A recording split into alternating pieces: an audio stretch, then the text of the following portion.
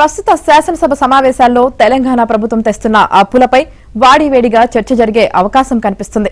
గత సమావేశాల్లో ఇదే అంశంపై ప్రభుత్వం మీద బీఆర్ఎస్ నేత హరీష్ రావు విరుచుకుపడగా డిప్యూటీ సీఎం బట్టి అంతే దాటిగా ఎదురుదాడి చేసి ప్రభుత్వ వాదన వినిపించారు.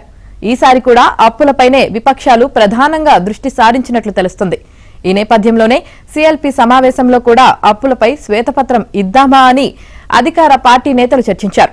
ఇలాంటి తరుణంలో తమ ఏడాది పాలనలో ఏకంగా 1,24,000 కోట్ల రూపాయల అప్పు చేశామని ప్రభుత్వం స్వయంగా అంగీకరించింది.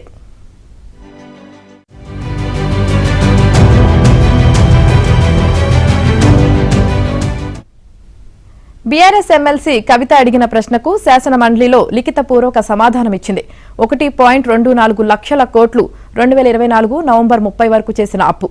ఆ తర్వాత డిసెంబర్లో 13,909 కోట్లు, 2025 సంవత్సరంలో జనవరి 1 నుంచి మార్చి 11 వరకు చేసిన మరో 14,800 కోట్ల అప్పు తెలంగాణ ప్రభుత్వం తీసుకున్నట్లు రిజర్వ్ బ్యాంక్ గణాంకాలు చెబుతున్నాయి.